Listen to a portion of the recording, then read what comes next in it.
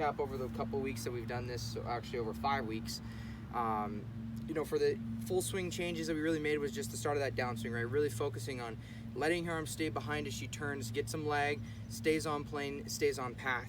Second thing was with pitching and chipping, maintaining her arms and her wrist at impact, right? We didn't want to see the wrist have a lot of movement, and so obviously we didn't change too much of that, just focused on the Y, ball position, and then some precision drills to kind of help her there. And then with bunkers, just the T drill is really what helps her the most. Obviously I kind of know how she learns just with past experience, but she really learns without help of a visual aid, but it also helps with her feel. So that T drill helps show her, but it also has to allow her to feel the shot, which she does. So not too many swing changes over this lesson series. Really one main key, and that was obviously the start of her downswing. One main key on pitching and chipping, that was maintaining the Y, and then for bunker play, obviously going through a routine, feeling that out. So she's transferred that to on-course play through our on-course lesson that we did last week. Actually, she did really well. And then obviously with her scores lately, they've really started to go down, starting to see a really, really positive trend and consistency before she heads off to college. So Ashton, thank you again.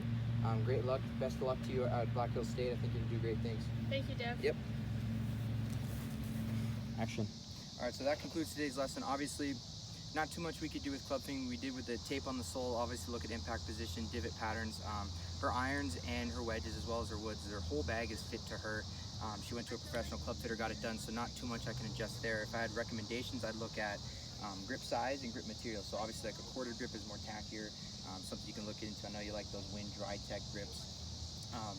But really just for the first lesson, we wanted to look at her needs, which was her mid and long irons were a little off, not as consistent as she wanted. So obviously looked at a forced downswing, right, and the effects of what that can do on your game and on your swing. All right, so that wraps up our on-course lesson for today. Obviously, great job, Ashton. A couple things we want to go through. Obviously, we talked about course management.